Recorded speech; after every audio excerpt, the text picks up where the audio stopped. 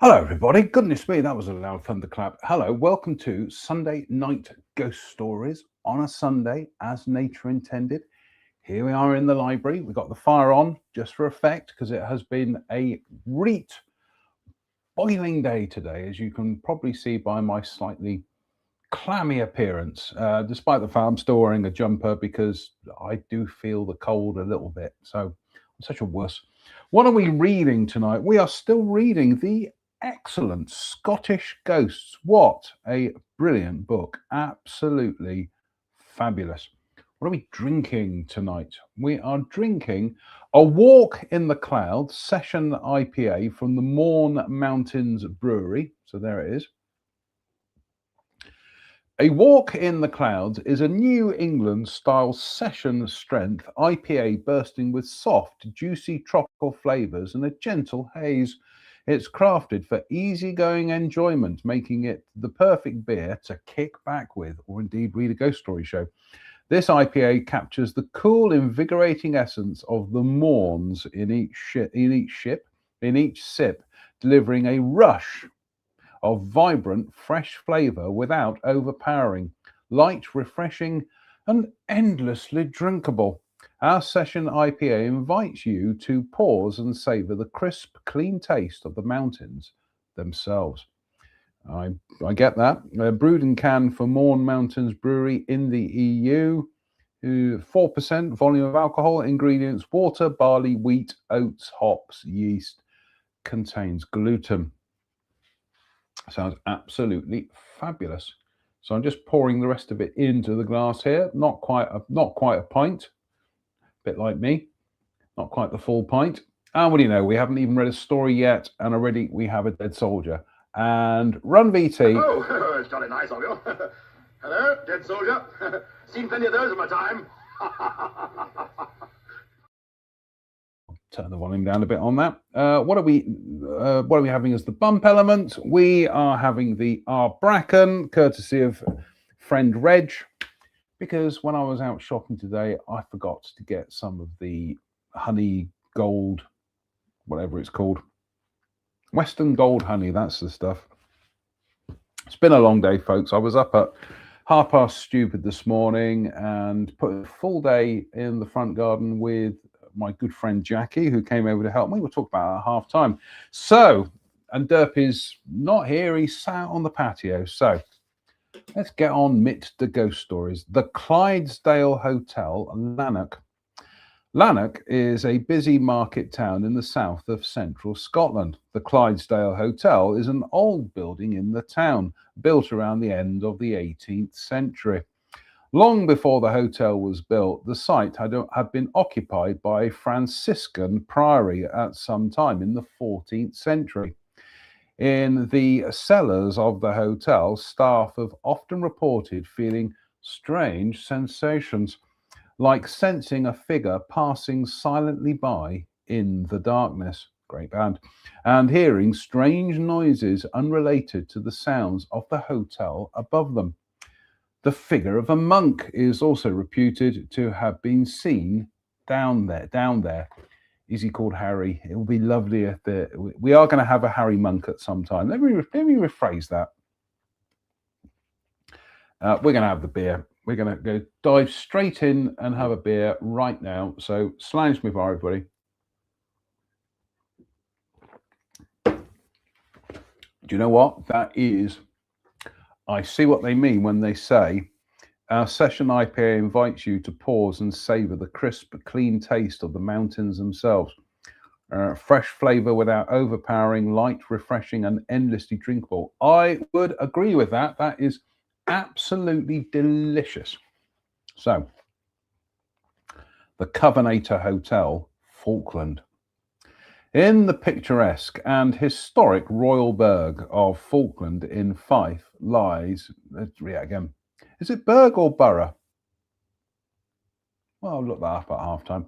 In the picturesque and historic Royal Borough of Falkland in Fife stands the Covenator Hotel, a building some 3 or more centuries old, but internally altered considerably over the years. The hotel is the haunt of a female figure who has been seen floating around the bedrooms from time to time. No one can be certain of the identity of the woman. Some have claimed that it is the unhappy spirit of Mary, Queen of Scots, who lived for a while at nearby Falkland Palace. The ghost of Mary, Queen of Scots, however, is also said to haunt several other places in Scotland.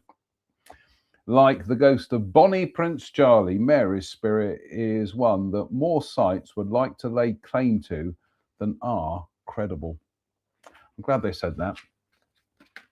We just had some fan mail turned up on the fan mailer phone here. So who's fan mailing me? No, it's just Spence. It'll be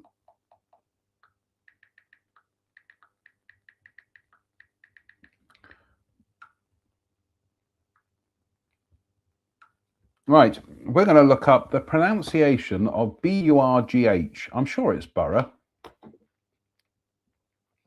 So pronunciation, Burgh. Borough. In the UK, Burgh is pronounced exactly like the word borough. If you're using it in a US or Scottish context, it can sometimes be pronounced Berg. Wow. Every day's a school day, folks. Berg me or borough me. Oh, lovely. The Kyle Skew Inn, Sutherland. The Kyle Skew Inn is in Sutherland in the northwest of Scotland. It is situated by the bridge of the same name, just beside the old ferry berth. The story that is told in connection with the ghost that haunts the hotel has a touch of whiskey galore about it. This story, however, does not end happily. A ship was wrecked in the waters off the Minch sometime in the 18th century, and some of the cargo from the wreckage was eventually washed ashore. One lucky fisherman discovered a barrel of whiskey that had survived a battering by the waves. Very pleased with his find, he heaved it up to the ferry house at Kyle Skew, now the inn, and dragged it up to the loft to hide it. The fisherman threw a party that Saturday night, inviting a few of his friends up to the loft to share in his good fortune. Time passed, and the gathering grew rather riotous. No one seemed to care that it was nearly midnight and the Sabbath was drawing near. At this point, versions of the story differ. One version claims that it was the fisherman who tried to calm things down and bring an end to the celebrations, while another tells us that the fisherman's son was the one who became alarmed at the way things were turning out and tried to get his father to stop the party. Whatever happened, in fact, will probably never be known for sure, but there was a struggle between the fisherman and his son.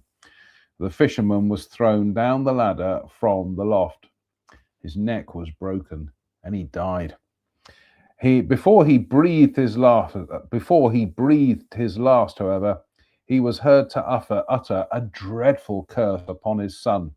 He would return to get his revenge. It is said that the fisherman's son was killed at sea not many months afterwards. The fisherman himself, in spite of having got his revenge, still returns to the inn once in a while, appearing near the place where he fell to his death. Perhaps he is looking for one last sip of that whiskey he found. I've just suddenly realised we've got the wrong font here at the moment. Style. I don't know why it never stays in the font that I ask it to do, but there we go. That's better. That's slightly more spooky. I think I'll have a beer and a bump. So having read a story about some scotch, I think we'll have some scotch. So slange me for everybody. Oh, Cheers, me beers.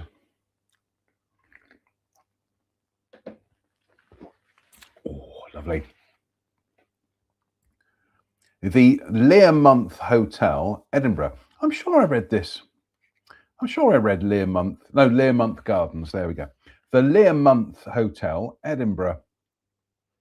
The Learmonth Hotel is conveniently situated for tourists in the capital city, for it is close to the west end of Princes Street, the beautiful main route through the centre of town. It is part of a stately terrace that was built in the 19th century. Visitors to the Learmonth Hotel are often fascinated as much by the ghost that haunts the building as they are by the many attractions that Edinburgh has to offer. It is quite a mischievous presence by all accounts, but seems to be harmless in spite of the bother it causes. It has a cheerful disposition, apparently for staff and visitors to the It has a cheerful disposition, apparently, for staff and visitors to the hotel have heard the sound of its ghostly whistling in the corridors. The spirit plays pranks on guests from time to time, on occasion locking them out of their rooms. At other times, doors are found to have opened or closed themselves, and doors that have been locked have been found unlocked. The ghost in the Learmonth Hotel has other party tricks in addition to all this. Tricks that are very similar to those that Marion Ritchie, the ghost of the Cross Keys Hotel in Peebles, see page 127, likes to play. It plays with electrical apparatus, irritating staff and guests when it switches kettles and hairdryers on and off. The ghost's identity is not known, but its presence makes a stay at the Learmonth Hotel even more interesting. I should have figured that out when I was trying to figure out what the pronunciation of BURGH should have been, because there it is at the end of Edinburgh. So borough, Edinburgh. Yeah, EDINBURGH, Edinburgh. So Edinburgh. Let's not get caught on the exact nature of the pronunciation, but we will. I'll be reading these blessed ghost stories all night, and I'll be bouncing around Edinburgh. Anyway, cheers, me beers. Oh, that is a very, very quaffable beer. Slange. Oh, lovely. The Moncrieff Arms Bridge of Erne. The Moncrieff Arms is in Bridge of Erne, Perthshire, a few miles from the town of Perth. Many visitors to the hotel have had stories to tell of strange noises in the guest rooms. The landlord has also been witness to some curious goings-on, including something unseen apparently taking the opportunity to have a bath while the rest of the guests were out. The landlord was walking along the corridor past the bathroom one day when he noticed that the door was closed. Through the door, he could hear the sounds of someone taking a bath. The landlord was a little puzzled, for he thought that all the hotel guests were out. But he was not concerned. Perhaps he had been mistaken and someone was still there. Moments later, however, coming back past the bathroom, the landlord found that the bathroom door was open again. When he looked in through the door, he could see no sign of anyone having had a bath recently. There were no drips on the floor, no steamy atmosphere, no wet towels. The mystery deepened when the landlord found out later that, as he had initially thought, none of the guests had been in the hotel at the time.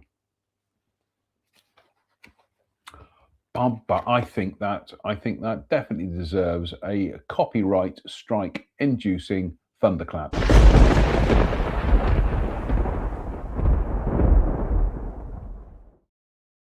I think that's the thunderclap we should put into the opening titles, actually.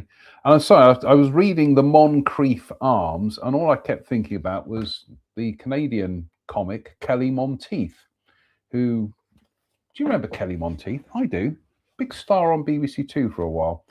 I do remember on his show, his screen wife was played by Gabrielle Drake, who was Lieutenant or Lieutenant Gay Ellis in Jerry Anderson's UFO. So, see, I can remember nonsense like that, but ask me what I had for supper yesterday.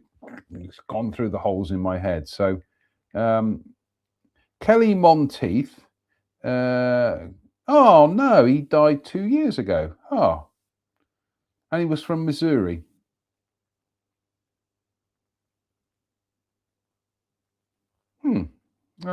Well, there we go.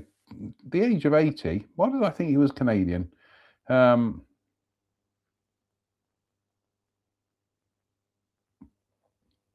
that's sad. That is desperately sad. Many comedians, including Bennett Aaron, Al Murray, and John Wing Jr., also paid tribute. Yeah, I was a kid at the time. I remember Kelly Monteith. Anyway, that's a bit sad. Anyway, sorry, Kelly. The old Post Horn Inn, Crawford. The old Post Horn Inn in Crawford. I went a bit Terry Wogan there for a second. The old Post Horn Inn in Crawford, Lanarkshire, was originally a coaching inn. I'll read that again. The old Post Horn Inn in Crawford, Lanarkshire, was originally a coaching inn on the road from south to north. The original building dates from 1744, which is almost 5:45. It would come as no surprise to find that the inn was haunted by the ghosts of fallen Jacobite men, for the trees in the woods nearby were used to hang a few supporters of the Jacobite cause in the rebellion of 1745. However, the inn is not known for being haunted by any such ghosts. The ghost at the old Post Horn is instead that of a little girl who is heard singing and playing in the area of the dining room. She is thought to have been the young daughter of a one-time landlord of the inn.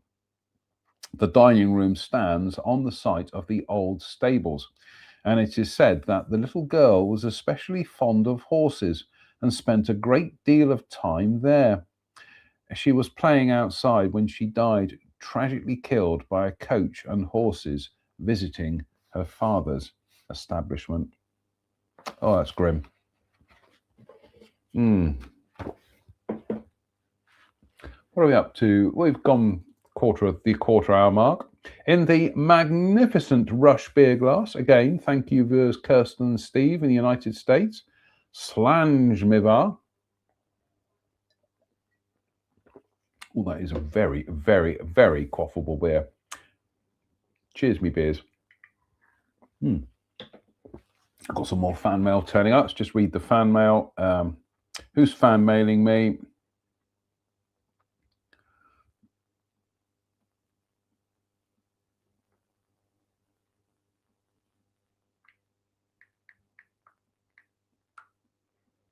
All right.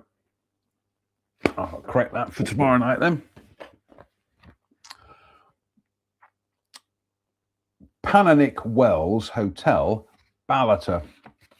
Ballater is a beautiful town in Deeside, a spa town frequented in Victorian times by the rich and influential, who sought benefit to their health from taking the waters there.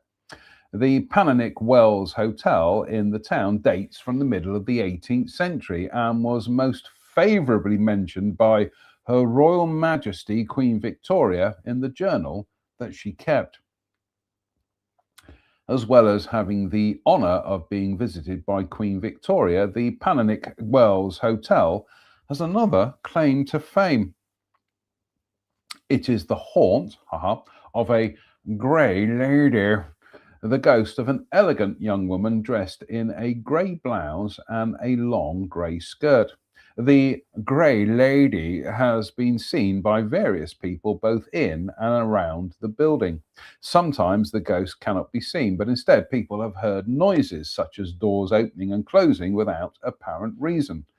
The Grey Lady is not a ghost that causes great alarm, and indeed she is regarded with a certain amount of affection by those who are familiar with the hotel.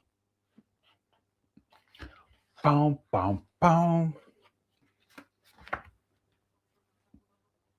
Cheers me beers.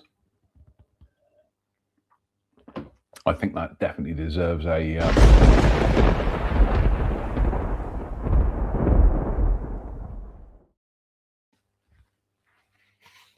Tibby Shiels Inn, Peebles. In the early 1820s, which is just gone 6:15, a young woman from the Borders by the name of Isabella Shiel found herself widowed. She was an enterprising person, and in order to feed herself and pay the rent, she opened her cottage to passing travellers, offering food and drink and letting out one of the rooms.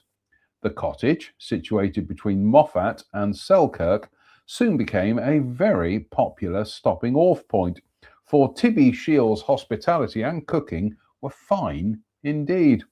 Her visitors were not only travellers. Many famous literary figures of the time and scholars and religious men took to gathering at the inn, taking advantage of the chance to meet in convivial surroundings and to enjoy good food. Great, again, I fluffed that up. Many famous literary figures of the time and scholars and religious men took to gathering at the inn, taking advantage of the chance to meet in convivial surroundings and to enjoy good food, fine ale, and stimulating conversation. Amongst the well-known visitors to the inn were James Hogg, the Ettrick Shepherd, Robert Louis Stevenson, and Sir Walter Scott.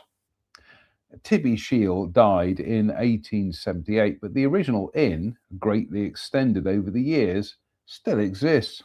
The inn holds on to the ghost of its original landlady with a certain amount of pride, and visitors have claimed that Tibby's presence can be felt as she pushes through the crowd of customers on her way to warm herself at her favourite spot by the fire. I think that definitely is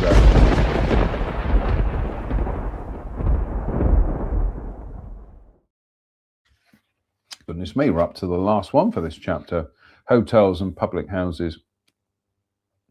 And what do you know, it's about 2 pages. Oh, brilliant chapter coming up next. Way up to 24. I think we'll see if we can get this to last up to half time, and then we'll do half time. So slange me right, everybody. Cheers me beers.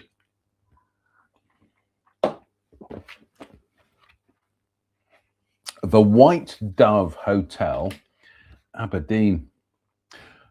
The White Dove Hotel in Aberdeen has been demolished, but the story of its haunting is well known. One of the guests at the hotel had fallen sick. The woman was an actress, apparently, and her name was Miss Vining.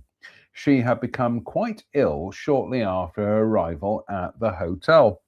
When a doctor was called to examine her, he decided that she was suffering from a rare disease, thought to be tropical in origin.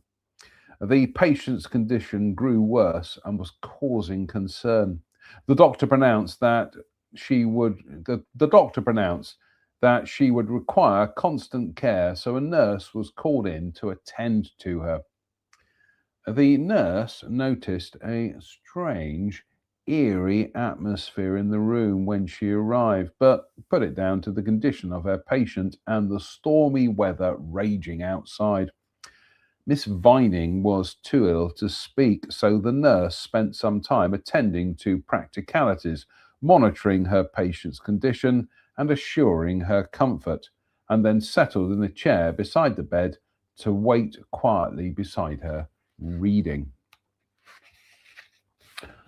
After a while, something made the nurse look up. Her eyes passed over her sleeping patient and came to rest on another chair at the opposite side of the bed. There, seated quietly, was a figure of a small girl. It was hard to make out the child's features, for she was wearing a large hat. The first reaction of the nurse was to protest with the child. How and why had she come into the sick room without permission? But as the nurse rose from her seat, the child raised a hand to motion her back. The child seemed to be possessed of some strange power, for the nurse found that she could not move any farther. The nurse then tried to turn to her patient, who was showing some signs of distress. Once again, she found she was unable to move. It was the oddest feeling. She sat back in her chair, and although she had not been feeling tired at all, she could not prevent herself from falling asleep. When the nurse woke up, the child was gone, but Miss Vining was delirious with a raging fever and needed attention. The nurse, thankfully, was now able to rise and care for her. When morning came, the nurse told the doctor about the child who had been in the room. He gave strict instructions that Miss Vining was too ill to be visited by anyone. The following night, he said, the nurse was to lock the door behind her when she took up her post by her patient's bedside. The nurse did as she was told. The next night, she made absolutely sure that she was alone in the room with Miss Vining. Then she locked the door firmly behind her. Ready to start her shift. Miss Vining was comfortable and peaceful, so the nurse sat by her bed for a while.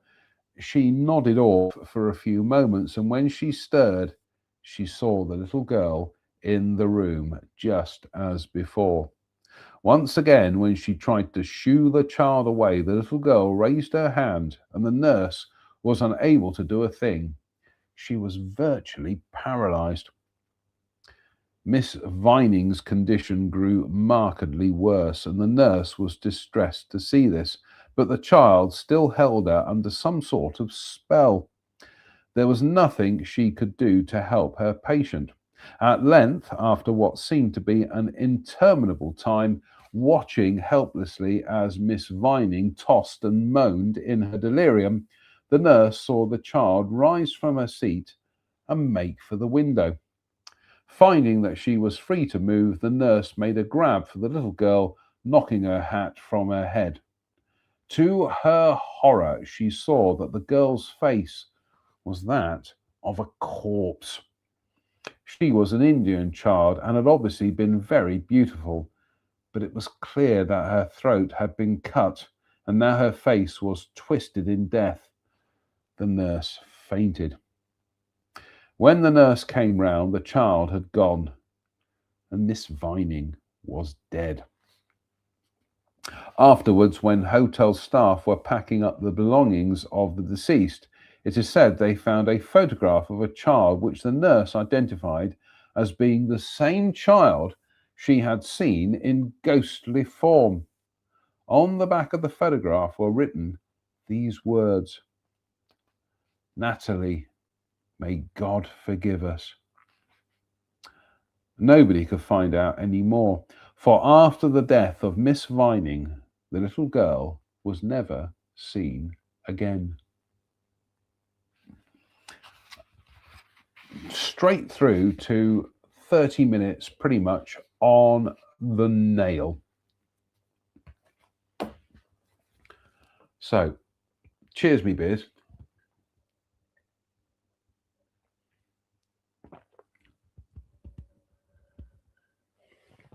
I've got an unidentifiable blob there. I don't know what that is. Nope. Slange me var.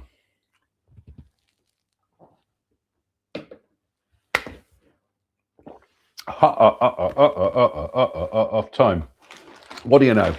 We have a fresh bag of the wasabi mix, which we are going to enjoy tonight. So, what have we been up to today? Like I say,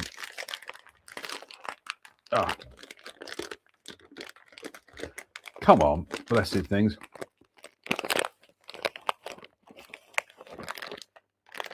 I can't open this blessed bag of wasabi mix, for goodness sake. That's better. Right, there we go.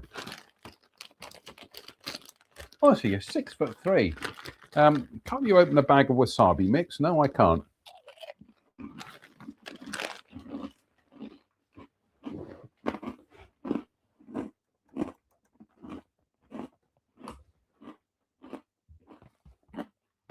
Oh, the beer burps. The beer burps at 32 minutes and 20 seconds. There we go.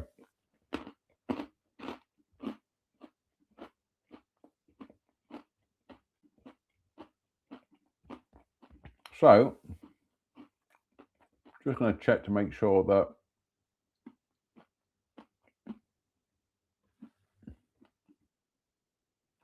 yeah, we're working fine. Yeah.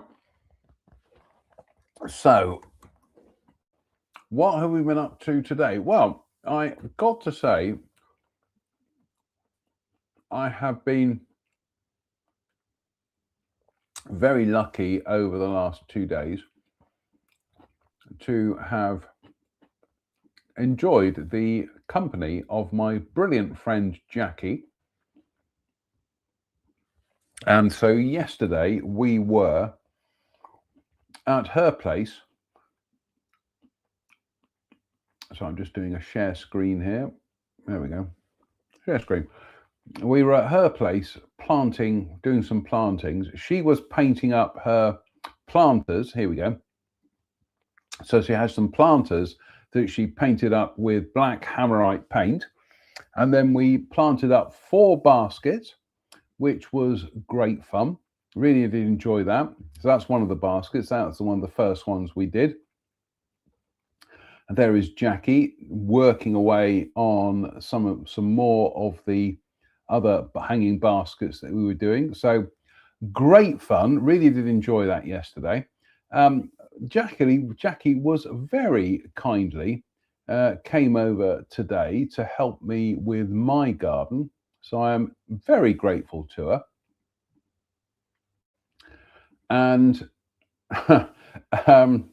so we were working in my front garden, which needs a lot of work at the moment. So there is Jackie enjoying some Speculatian Christmas biscuits, because she suddenly had a bit of a sugar crash and said, "Have you got any biscuits?" I said, "Yes, I think I've got some Christmas biscuits that I haven't opened yet." So there she is enjoying the Speculatian. One of the projects she helped me with was to recover and clear my old pond in the front garden. So we cut back and removed all the ivy that had overgrown it. There to the bottom left of the screen, there is some Aquilegia that is growing there. We also cleared all the spent bluebell foliage. The bulbs are still in the ground, but we cleared the foliage. So I might put some more plantings in there actually, but it's nice to have the pond back. So I lifted the pond, cleared it, put some extra liner in underneath it, which was, I think it was a grow bag. It was a plastic grow bag, but I just turned it inside out, put it between the pond liner and the soil, and then put the rocks and things around the edge of the pond. So hopefully that won't fill up with soil again. Keep your fingers crossed. And there is Jackie enjoying some of the jasmine that I cut for her. So, because I've got a massive amount of jasmine grown in the front garden. So, an absolutely brilliant session today. I am so grateful for her time and indeed her brilliant company. See, what I like about Jackie is she doesn't take any nonsense off of me. So many of my female friends don't take any nonsense off of me. And if I'm being overbearing or boring or a bit pretentious, they tell me. And I like that. So God bless you, Jackie. It was great fun today. And I'm just having a quick look at the... we'll sort that out tomorrow night. We were going to do our modeling podcast tonight, a webcast tonight, but unfortunately everybody was watching the Indianapolis 500 race. So we didn't do that. I'm also mindful of the fact that as we start to come into the end of May, I've got the Haunted Almanac, the Ghostly Almanac of Devon and Cornwall, which we need to probably read. So that might be, let's just check the old diary.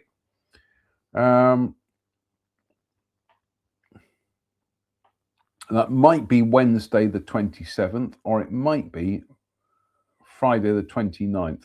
I'll have a think about that. Let's have some more wasabi mix, shall we? But that's pretty much it. I mean, I've got some gardening projects of my own to do tomorrow.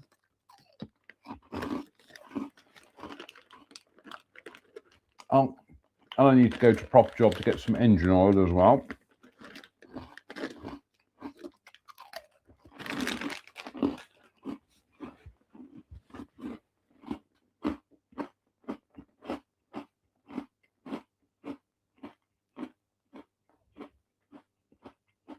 So I'm just checking the football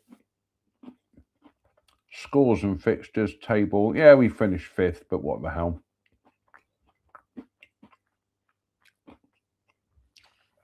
Played 26, played 38 games, only won 17 of them. Goodness me, we're not good enough, quite frankly. Lost 12. There's a story in itself. But we finished above Chelsea. Finished behind Manchester United, but oh well. Finished behind Aston Villa, would you believe? I'm talking about Liverpool here, by the way. But anyway, so yeah, it's going to be, fingers crossed, it's going to be some gardening tomorrow. And I'm just checking the weather forecast for the rest of the week. BBC weather. Wednesday looks absolutely brilliant. I'm just going to message Reg. So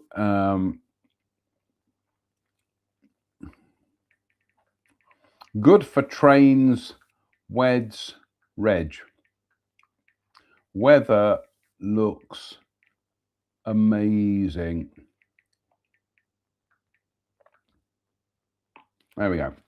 So that's pretty much it for half time. I haven't got anything else to add. Like I say, Derpy's outside.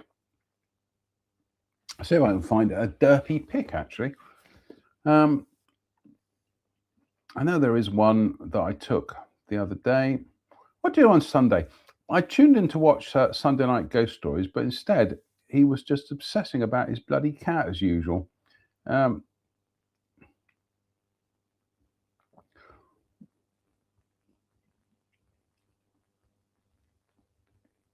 No, I can't find it. There it is.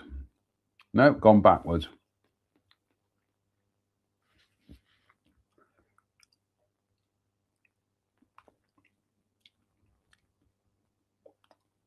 No, that's not it. Let's go forwards. We need to go forwards. That's it.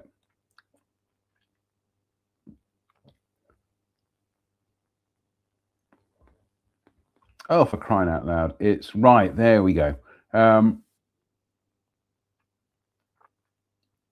Let's see if I can find. No, I can't find the Derpy picks. Oh, it doesn't matter.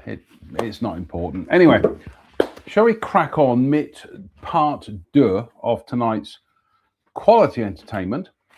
I'm liking this next chapter, Military Spectres. Although I should do that as a Sean Connery, Military Spectres. Over the centuries, the Highlands and Lowlands of Scotland have seen many a bloody battle as rival clans raged one against the other, or as Scots united against their enemies, particularly the English. It can be hard to imagine the horror of the hand-to-hand fighting of days gone by. The suffering that those many thousands who were wounded had to endure as they lay bleeding on the battlefields must have been immense. The bravery of the Scottish soldier in battle is legendary. The Scots were a nation of proud fighting men. Nevertheless, it was without doubt a test of even the bravest men's courage to have to fight for clan or country. The brutal consequences of some of these terrible struggles of ancient times can still be felt most acutely by those who are witness to the ghostly presences that hover near some of the old battlegrounds, even to this day. Suddenly realised, folks, we haven't opened up the next beer tonight, which is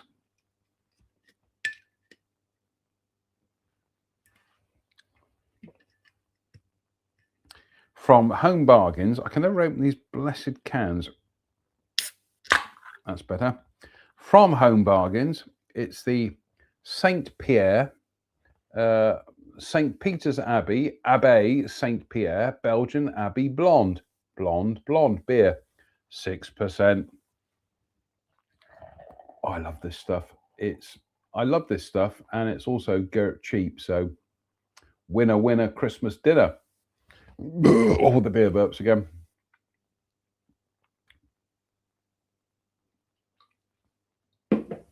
That's enough of that. Actually, we are just going to go back into the camera for a second.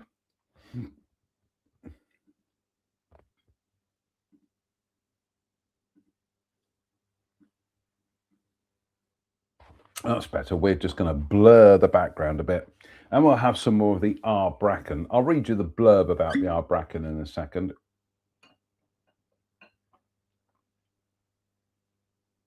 What I like about Lidl's Ardbracken is, first of all, it comes with a cork, and then it says Ardbracken blended malt. Not really a fan of blended malts, but here we go. Ardbracken blended malt Scotch whiskey, peaty and smoky. Legend has it, it all started with the Ardbracken, a mythical beast who roamed the highlands and stalked the lowlands, burning the Scottish bogland with its ferocious, fiery breath.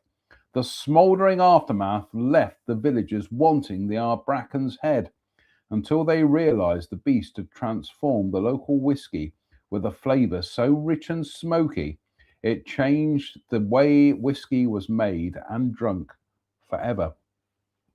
Now, there is another Ardbracken that I have seen, which, I'm going to have to investigate that. Rich and distinct Speyside and Highland malts with earthy and maritime notes intertwined with heavy roasted coffee and chocolate characters.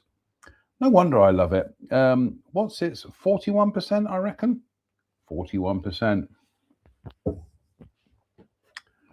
Awesome sauce. So here we are, slightly blurry background now. Culloden, Inverness. Culloden was the battle that sounded the death knell for the Jacobite forces. Here in 1746, which is almost 5:45, they were defeated. Hopes for the return of a Stuart to the throne of Scotland were dashed once and for all.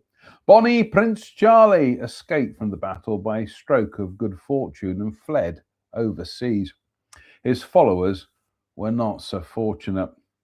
The Jacobite forces had arrived at Culloden in poor condition. After a fruitless journey down south in an attempt to muster support, their return to Scotland diminished in numbers and exhausted after many days of marching in atrocious conditions. They were vastly overwhelmed, both in numbers and strength, by Butcher Cumberland's men. The battle was a slaughter. The spectres of those who lost their lives are still in evidence on the field of Culloden, especially on the anniversary of the battle, 16th of April. Marching Highlanders, bleeding men, corpses, all are said to have been seen. Noises of battle, such as clashing swords, gunfire, and the cries of the wounded, are reported from time to time. One ghostly figure that has appeared is that of a tall young man dressed as a Highlander, thoroughly dejected and despairing. He has been heard to murmur what sounds to be the word defeated. Close to the battle site is Culloden House, where Bonnie Prince Charlie reputedly slept the night before the battle. The house, which is now a hotel, still has the bed where he is supposed to have slept and a stick that is said to have belonged to him. Culloden House is one of the places where the ghost of the prince is said to have been seen, resplendent in full Highland dress. Bum, bum, bum. Oh my goodness me, this next one, no, this next one's quite short, but the one after that is not. But let's have some of this lovely St. Pierre, St. Peter's Abbey beer. Read you the blurb. What does it say on the back? It doesn't say anything. No story at all. No, not a Robbie sausage. But I can tell you from 33 years ago, goodness me, I went to Belgium with my friend Mike, and he drove over there, and we got the ferry, my first sojourn onto foreign soils, and we stayed the night in, I think it was Antwerp, I can't remember, it's Antwerp or Brussels, it was Antwerp, and we went to an Antwerp inn where we had the most incredible beers, honestly. And at one stage, we were working our way through the beer list, and we said, we'll have the cherry beer. And our host leaned over and he said, guys, the cherry beer is for girls.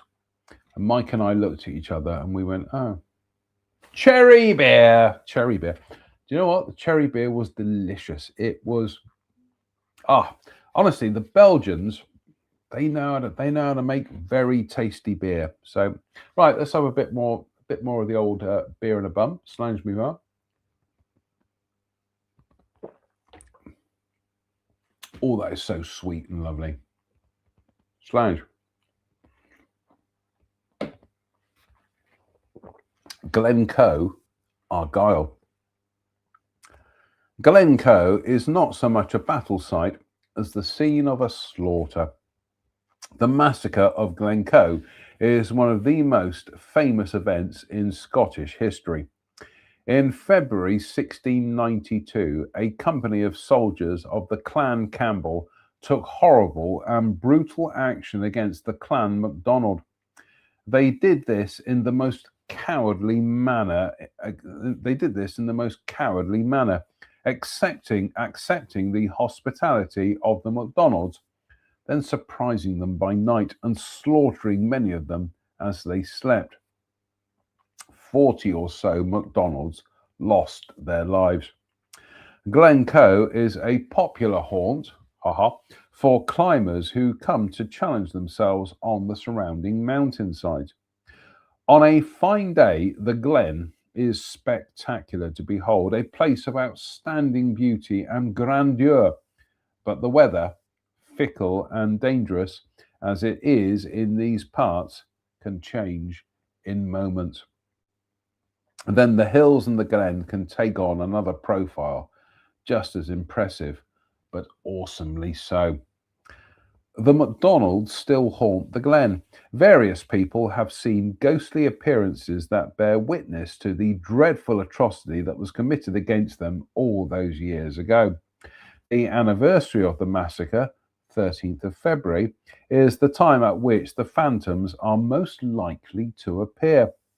The weather is at its bleakest at this time of the year, and the air can turn even chillier at the sight of the still staring figures of the MacDonalds. It will turn coldest of all for those who go by the name of Campbell. I think that definitely needs a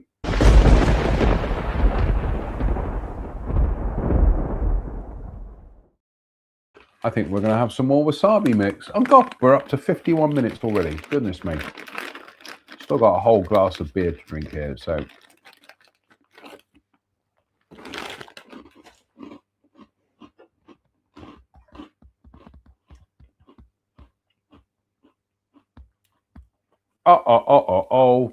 For the second time tonight. Dead Soldier and Run VT. Oh, it's jolly nice of you. Hello, Dead Soldier. Seen plenty of those in my time. Oh, I love that film.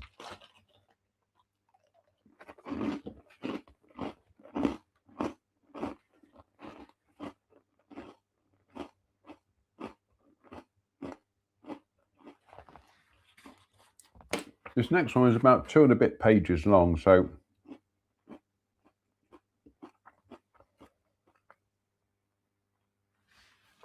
we are going to have a beer and a bump before we start it, so slow me on.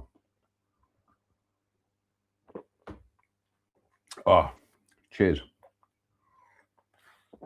The Hill of the Battle, Highlands. A story is told by a Scots writer of his own ghostly experiences near his home in a remote part of the Highlands. The writer's house was in a particularly isolated spot above a deep wooded gully through which flowed a small but rapid river.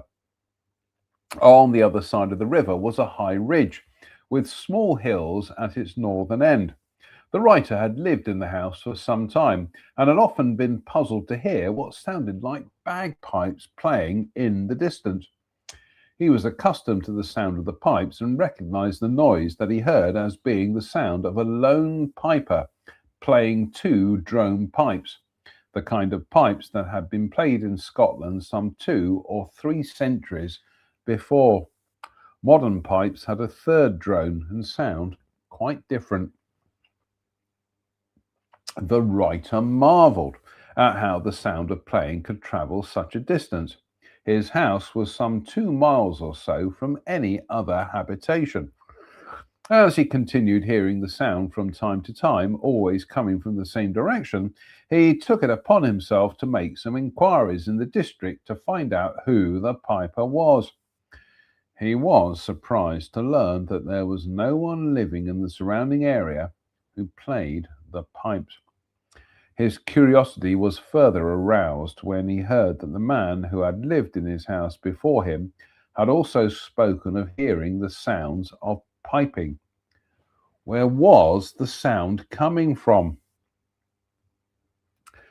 The writer tried to think of some logical explanation for the sounds that he was hearing. Could it be the noise of the water below his house, or the sound of the wind in the trees?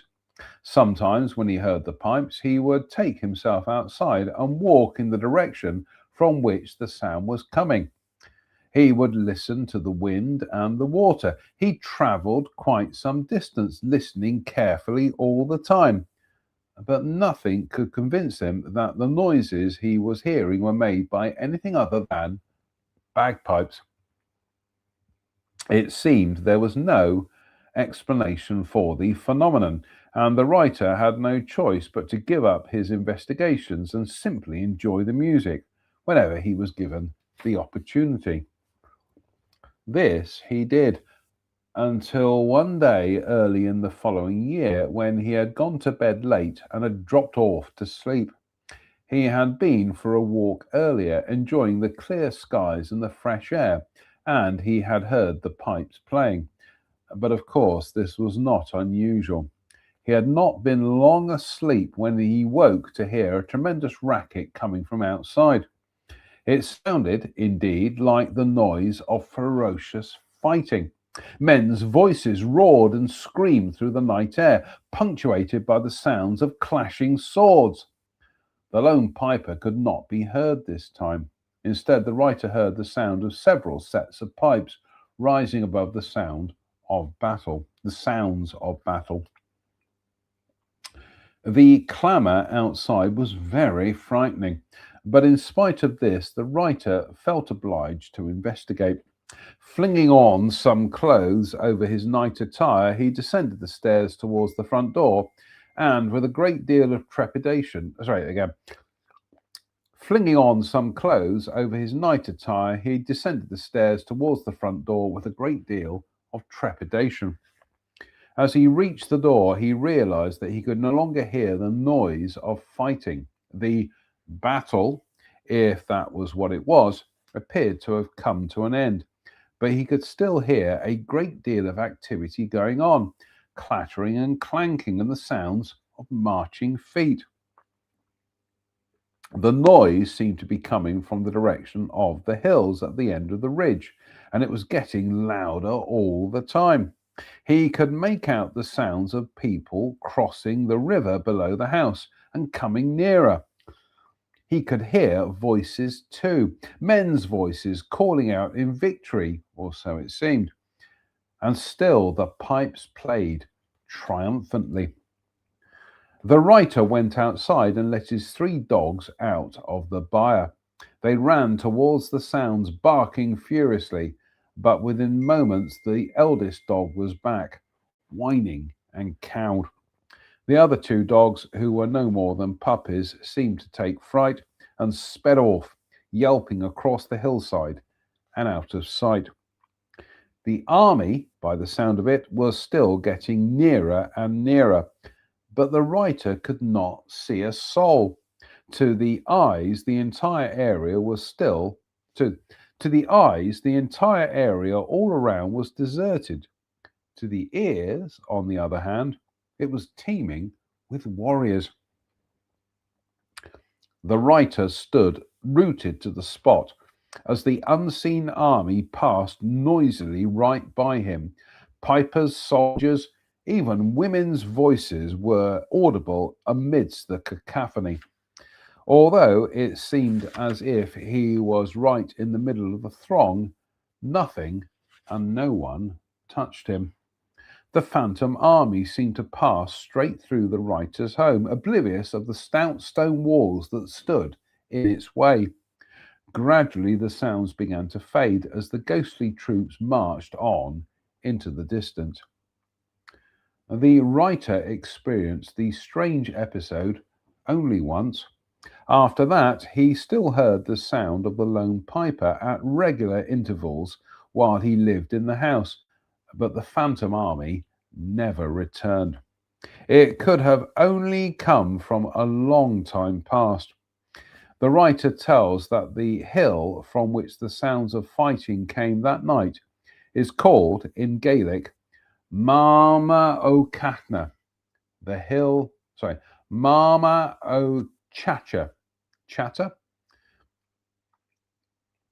I'll have a run at that. The writer tells that the hill from which the sounds of fighting came that night is called in Gaelic. Should be a comma there. Is called, comma, in Gaelic, comma, Mam a Chatter, the hill of the battle. Oh, murdered that. Oh, we've got some fan mails turned up. Let's just read the fan mail. Who's fan mailing me?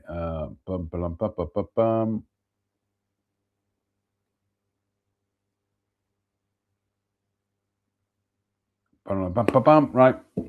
Some more wasabi mix, I think. We have literally just gone through the hour mark. Goodness me.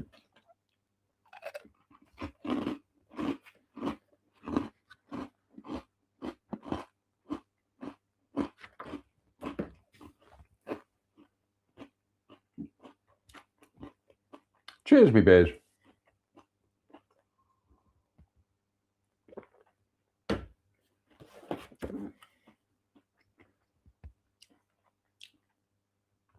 And in the magnificent United Federation of Planet Shot Glass, again, courtesy of viewers Kirsten and Steve in the United States, Slange me bar.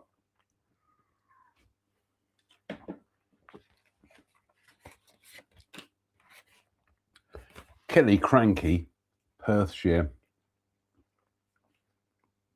The Battle of Killiecrankie took place in 1689 between the Jacobites and the forces of William III under the leadership of General Hugh Mackay.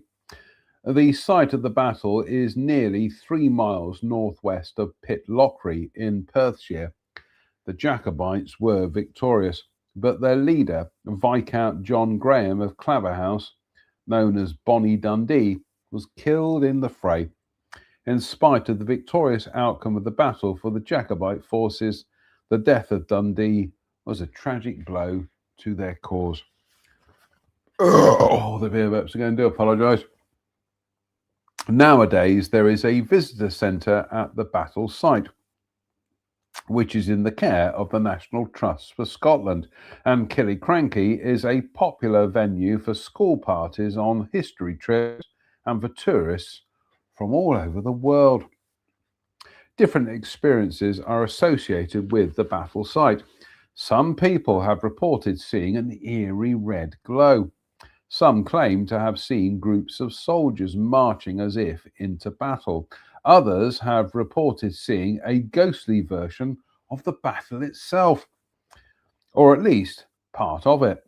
One particular story tells of a woman seeing the bodies of several dead English officers around her feet as she picnicked at Killiecrankie.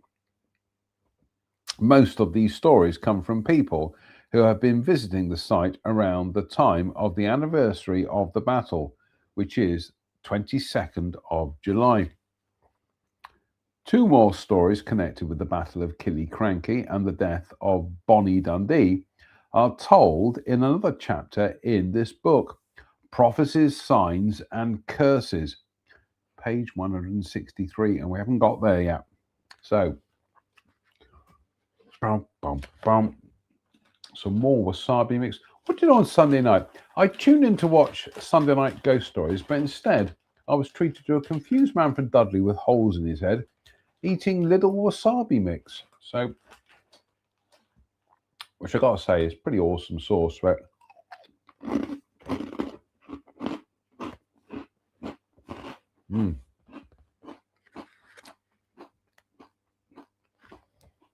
Do it more, and we will finish this chapter on military spectres. So,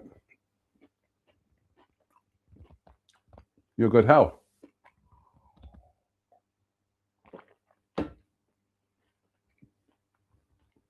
Solange.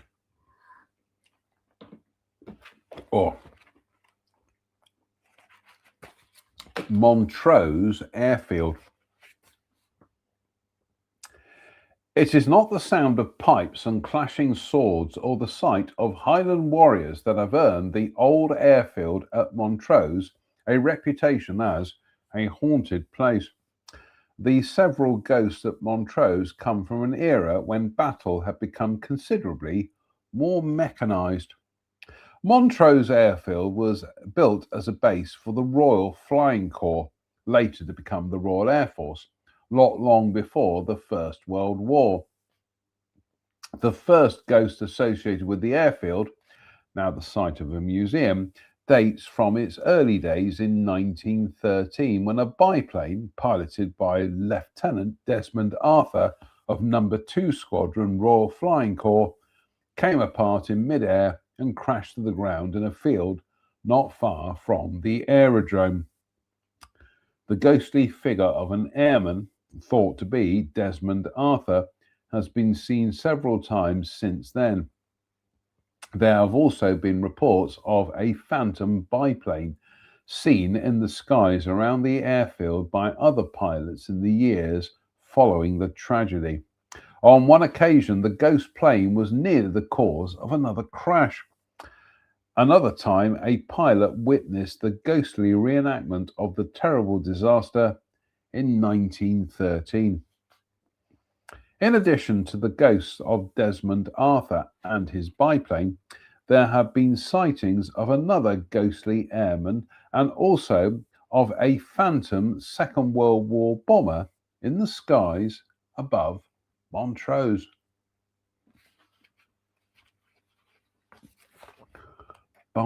This is it, last one for this chapter. I do declare Montrose was the name of the band fronted by American rocker Sammy Hagar, who then went on to become the replacement vocalist for Dave Lee Roth in Van Halen, which is why we called it Van Hagar. And I now believe that Sammy Hagar is touring with former Van Halen bassist Michael Anthony and some other chaps. See, again, information falls out of my brain, and yet trivia remains undiminished. So, last for tonight. Then we're going to go downstairs and have some supper. So, cheers, me beers. Oh, delicious. Slange. So, the last one for tonight. Nectansmere Angus. Nectansmere. Oh, try it again. Nectansmere Angus. The ghosts of Nectansmere date from very early Scottish history. The Battle of Nectansmere by Dunnakin Hill in Angus was fought in the late 7th century AD between the Northumbrians and the Picts. The Picts, led by Brood Mac Bile, were victorious over the Northumbrian men of King Egfrith. The battle put an end to the Northumbrians' progress northwards. King Egfrith and most of his men were killed. One report of haunting close to the site of the Battle of Nectansmere dates from 1950, when a middle-aged woman called Miss E.F. Smith had a strange experience while driving home from Brechin to Letham one night. It was January and snow had fallen. Miss Smith's car skidded on the newly fallen snow and went off the road into a ditch. Unable to get her car back on the road without assistance, Miss Smith had no alternative but to walk the remaining 7 or 8 miles of her journey. She was nearly at Letham when she caught sight of a flaming torchlight in the distance. As she drew near to Dunnakin Hill, she saw men in ancient garb, brown tunics and leggings, wandering around in a field nearby. They kept their eyes to the ground where the bodies of other men lay. The figures were oblivious of Miss Smith as they moved silently around. It would appear that Miss Smith was witness to the ghostly figures of survivors of the Battle of Nectansmere, searching the battlefield for their dead and dying comrades. Yeah, Nectansmere. I'm sure that's how you pronounce it. I'll ask my friend David because he's Scottish. So, right, that's it for tonight. We've got the next one is going to be dramatic appearances, which I think is about theatre ghosts. Yeah, this is brilliant. Looking forward to this. So, last for tonight, Slansbury Bar. Delicious. Slange. Deliciouser. That's it for tonight, folks. We are going to have to love you and leave you. I'm going to go downstairs. I'm going to get my supper on. Supper's ready. Genesis track, 1972, Foxtrot album. But I'm going to go downstairs, get supper on the go. But I'm also going to download all the video and images from the trail cam in the garden. See what the hedgehogs have been up to.